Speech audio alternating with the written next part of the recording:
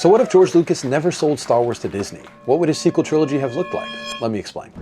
In 2012, George Lucas sold Lucasfilm to Disney for over $4 billion, effectively passing the torch of Star Wars to a new generation of storytellers. But what many fans don't know is Lucas had already started his own version of the sequels. But what was his plan? George Lucas's sequel trilogy would have picked up after Return of the Jedi, but not with Snoke or Kylo Ren. Instead, the main antagonists were none other than Darth Maul and Darth Talon. Maul would survive and become the godfather of crime in the galaxy, rising from the shadows to fill the power vacuum left by the Empire's collapse. But he wouldn't be alone. Darth Talon, a deadly Sith apprentice from the Legacy comic series, would serve as Maul's right hand, seducing and corrupting a new generation of Force-sensitive individuals. While Maul's influence spread across the criminal world, Lucas's trilogy would have followed a new generation of Jedi, led by none other than Luke Skywalker. But this Luke wouldn't be broken or in exile. He would be at the height of his power, rebuilding the Jedi Order from scratch. Lucas wanted to explore what it meant to pass on what you've learned, the theme of legacy. The trilogy would have shown Luke training a new chosen one, a young female protagonist, possibly named Kira in early drafts, long before Rey ever existed. Shout out my girl Rey Skywalker. Another major element of Lucas's sequels, the Force itself. He wanted to go deeper and deeper into its origins. His trilogy would have explored a mysterious race called the Wills, ancient beings that communicate through midichlorians and essentially guide the fate of the galaxy. In Lucas's words, it would have been a microbiotic world. Jedi would no longer just be warriors, they'd be seekers of cosmic truth, learning not just to use the Force, but to understand it on a fundamental level.